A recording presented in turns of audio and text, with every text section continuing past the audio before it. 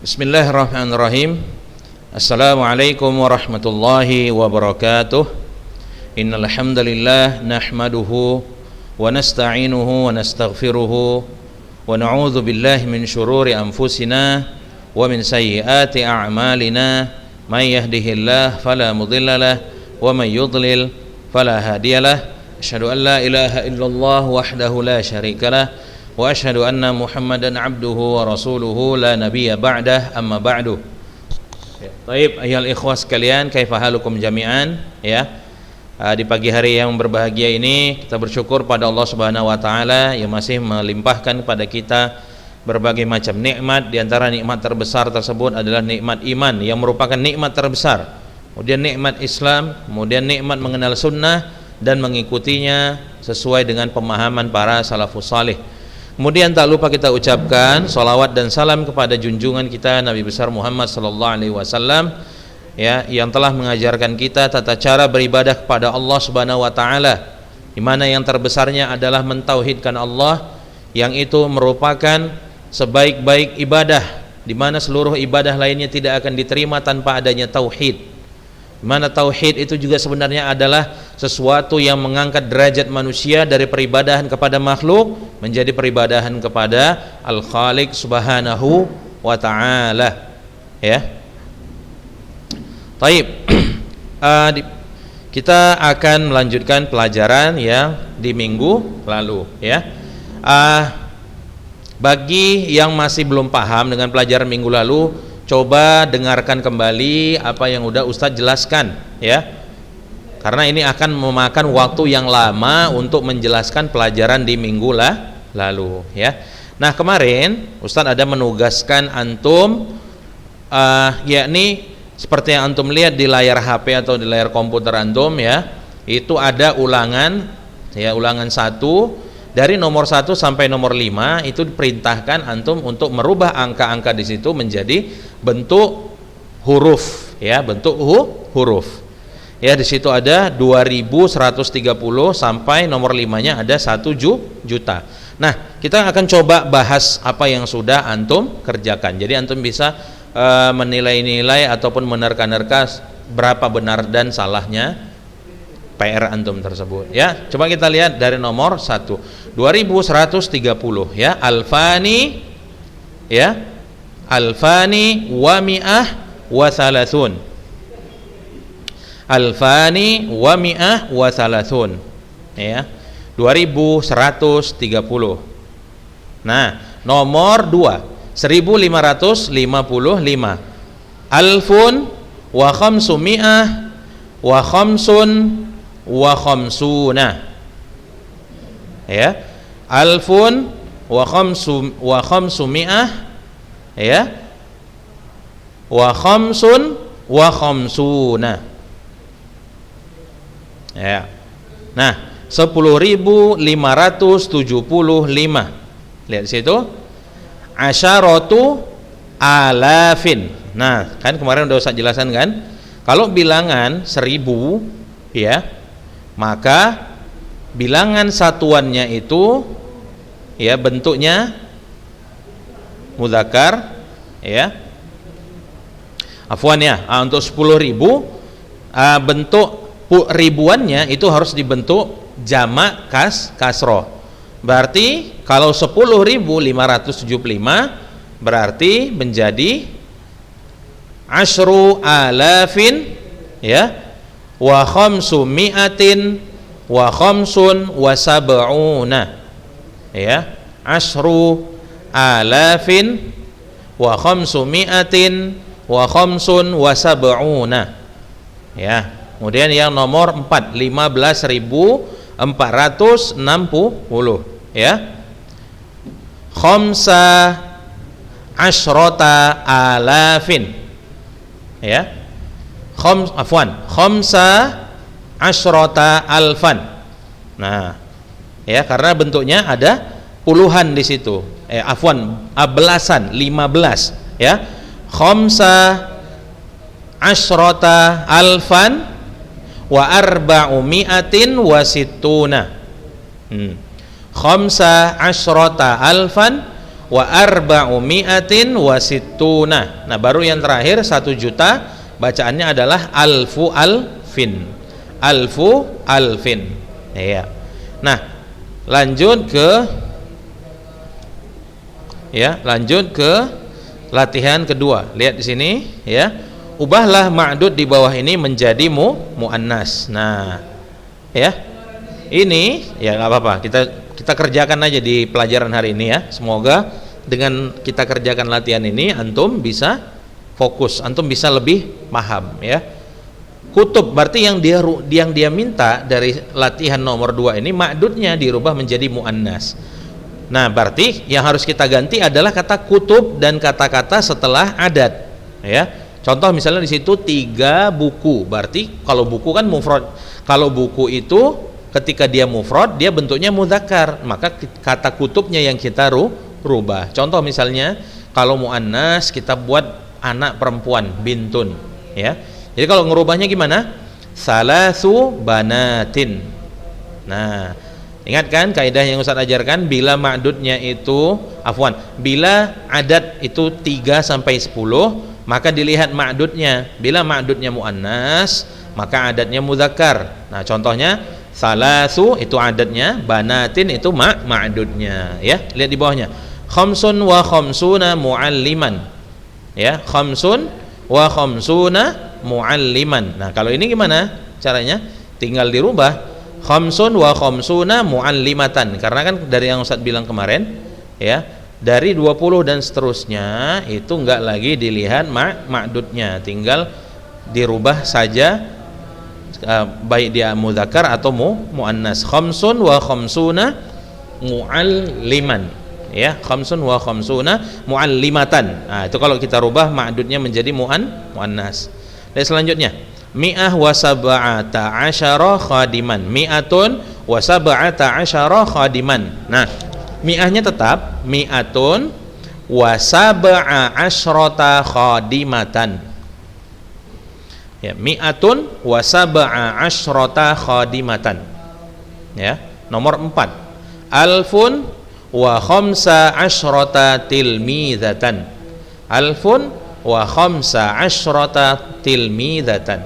Nomor 5 khamsun wa sab'una ya, asatidzah berarti asatidzata ya. Khamsun wa sab'una asatidzata ya. Nomor 3 bacalah dan terjemahkan ya. Nah, lihat sini fi hadza syari'i ya khamsata wa arba'una baitan ya. Di jalan ini ada 45 rumah. Nomor 2 lihat situ, wa fi dzalika syari'i khamsu madarisa. Wa fi dzalika syari'i khamsu madarisa ya. Di jalan itu ada 5 sekolah. Nomor 3 fil fasli khamsuna tilmidatan. Di kelas ada 50 murid perempuan. Kemudian selanjutnya nomor 4 hadzal fallahu indahu mi'atu baqaratin wa khamsuna jamusan ya, artinya petani ini memiliki 100 ekor sapi dan 50 kerbau. Jamus itu artinya kerbau. Nomor 5 fis sabburati khamsa asyrata suratan ya. Di papan tulis ada 15 gambar ya. Jadi udah kita kerjakan semua latihannya. Baik. Nah, selanjutnya kita masuk ke pelajaran selanjutnya ad-darsul khamisa asyara ya. Ad-darsul khamisa asyara, ini juga salah cetak ini. Darsul khamisa asyara. Al-khabaru bi jumlah fi'liyah lazimah. Nah, lihat di situ. Khabar dengan kalimat verbal intransitif. Nah, apa itu maksud intransitif? Nanti ya. Kita lihat sini. Fi'lun mudhari'un lazimun. Fi'il mudhari' lazim. Mungkin antum kalau ingat oh ya, ini baru pertama ya. Jadi nggak ada pelajaran yang lalu dari pelajaran ini. Taib. Kita coba bahas ya. Lihat sini. contoh al-amsilah, lihat di situ ya.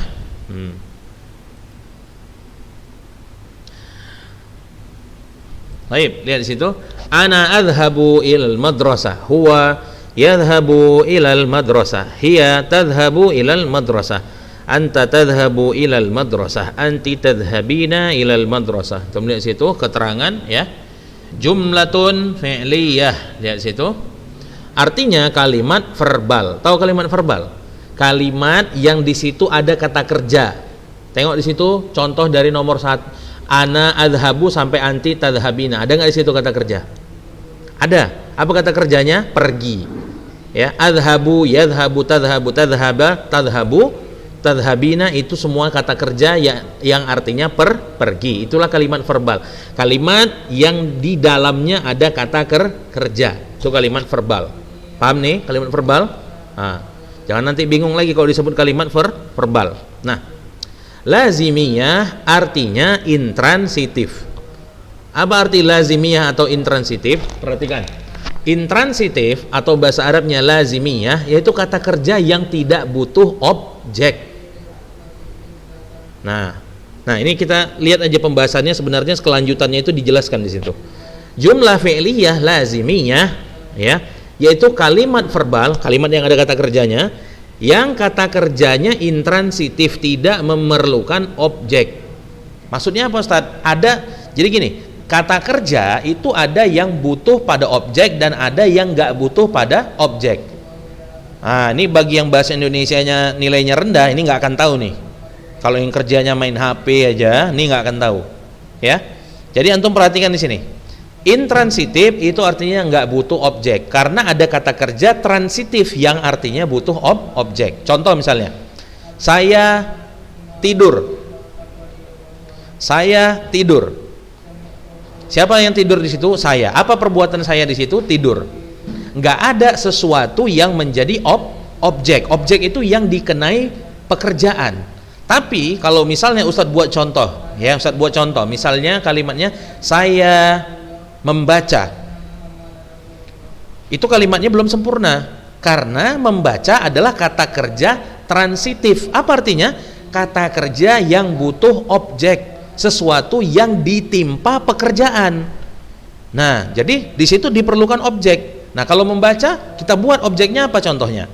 Saya membaca buku. Nah, inilah membaca, dia menjadi kata kerja transitif. Sedangkan kata tidur itu adalah kata kerja intransitif yang tidak membutuhkan objek.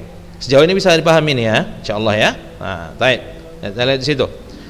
Al-khabar bi jumlatin fi'liyah, yaitu khobar yang berbentuk kalimat verbal. Kalau antum ingat, kita udah membahas al-khabar bi jumlah ismiyah. Hari ini kita mempelajari al-khabar bi jumlah lazimiyah, bi jumlah fi'liyah lazimiyah. Nah, ya, maka Ustaz ulangi, al-khabar bi jumlah fi'liyah yaitu khobar yang berbentuk kalimat verbal, kalimat yang khobarnya itu bentuknya adalah kata kerja. Nah, tuh bisa dipahami ya. Nah, kita lihat di sini. Fi'lun mudhari, antum lihat sini.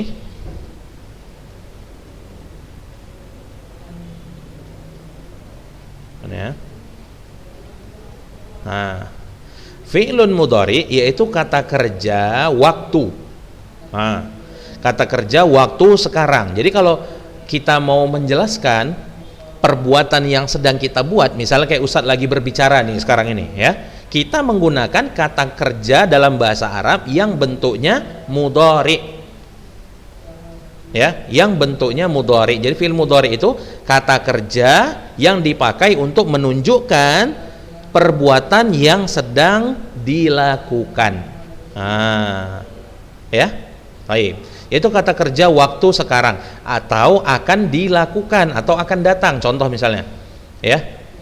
Saya akan pergi. Ya, itu dalam bahasa Arab, saya sedang pergi atau saya akan pergi, itu boleh antum menggunakan fi'il mudhari. Ana adhabu, itu bisa berarti saya sedang pergi atau saya akan pergi. Jadi boleh mengartikan adhabu itu sedang atau akan, ya. Nah, dalam bahasa Inggris disebut dengan present continuous atau progressive tense. Nah, bahasa Inggris ya. Jadi kalau antum nggak kuat-kuat bahasa Inggris juga, artinya antum akan tertinggal dalam pelajaran nahwu ini, ya. Nah, karena nanti bisa disamakan, ya, bisa kita lihat kesamaan beberapa bahasa Inggris dengan bahasa Arab, ya. Baik. Kata kerja atau fi'il. Nah, ingat nih, kata kerja bahasa Arabnya disebut fi'il.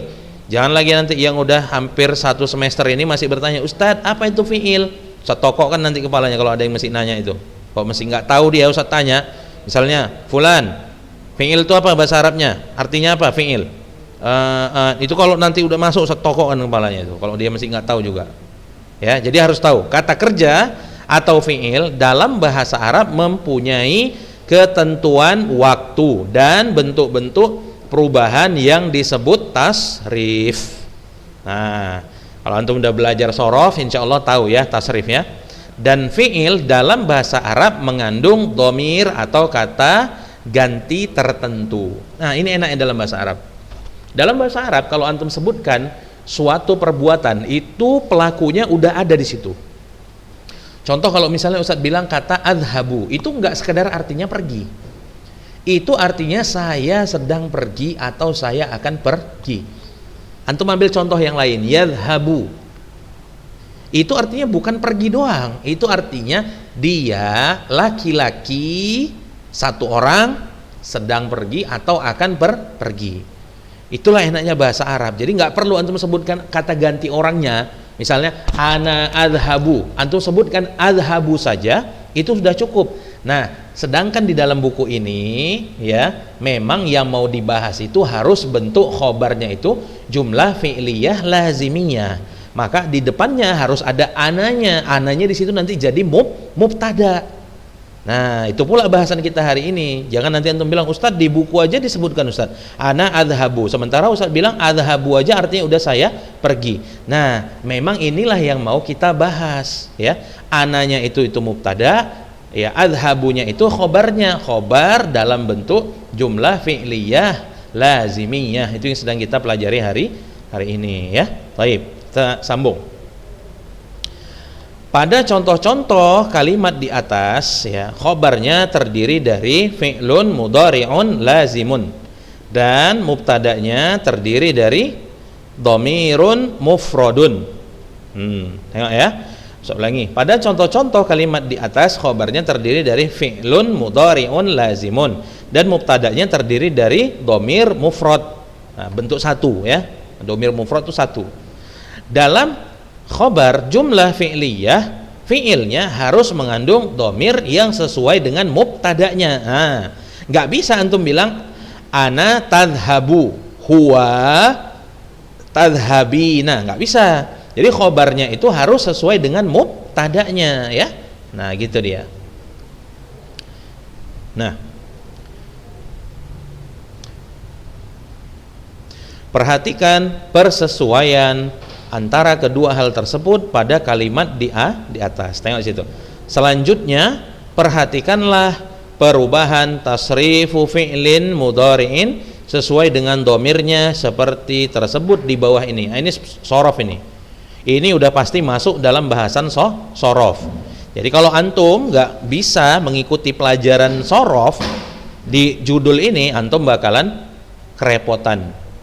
Jadi antara nahu dengan sorof ini berkaitan.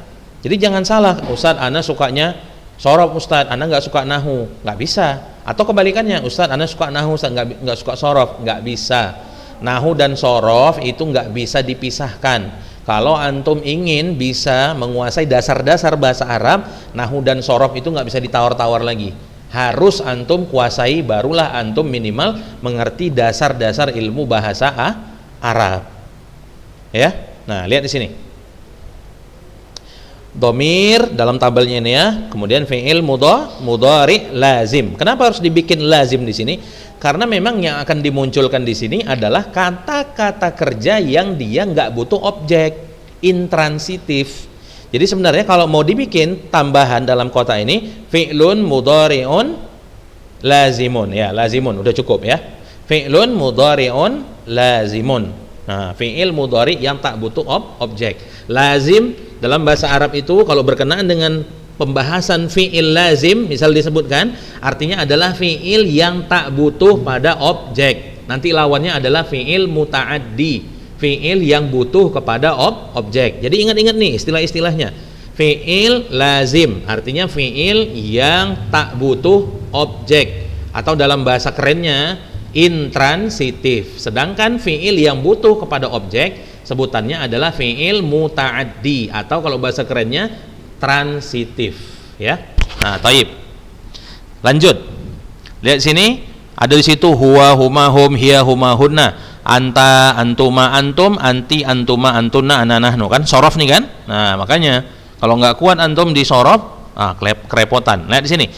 Huwa yasjudu, huwa yadhabu, huwa yarji'u. Nah, ini sebenarnya tinggal antum hafalkan di rumah, karena ini sebenarnya bahasan ilmu apa? Ilmu sorof, ya. Nah, sebelum kita tutup coba kita bacakan ya. Huwa yasjudu. Tengok di sini. Dari huwa, huma, hum, di depannya itu ya semua. Huwa, huma, hum. Orang ketiga dalam sebutan dalam bahasa Arab domir apa namanya? Kalau antum masih ingat, namanya adalah domir ghaib. Kalau satu orang, itu orang ketiga. Huwa itu artinya orang ketiga, karena kita dengan orang kedua, ya, ustadz orang pertama, kemudian lawan bicara ustadz itu orang kedua, yang orang ketiga yang sedang dibicarakan sebutannya adalah huwa. Dalam bahasa Arab namanya ghaib kalau yang dibicarakan itu satu orang. Nah, selanjutnya huma kalau orang yang dibicarakan itu dua. Hum lebih dari dua, dan ini semuanya mudzakkar. Ya, lihat di sini fi'il mudhari'nya ya. Nah, depannya ya semua. Nah, bedanya kalau huma dapat tambahan alif dan nun. Kalau hum waw dan nun. Ini untuk laki-laki.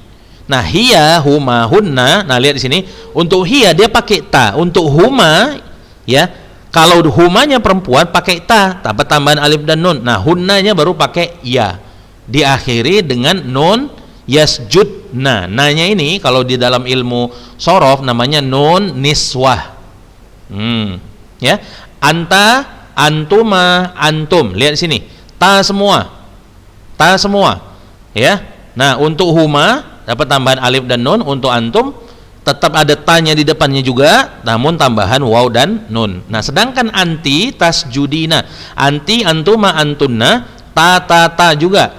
Nah, untuk anti dapat tambahan ya. Kemudian nun. Nama ya-nya ini kalau antum belajar sorof nanti namanya yaul mukhatabah.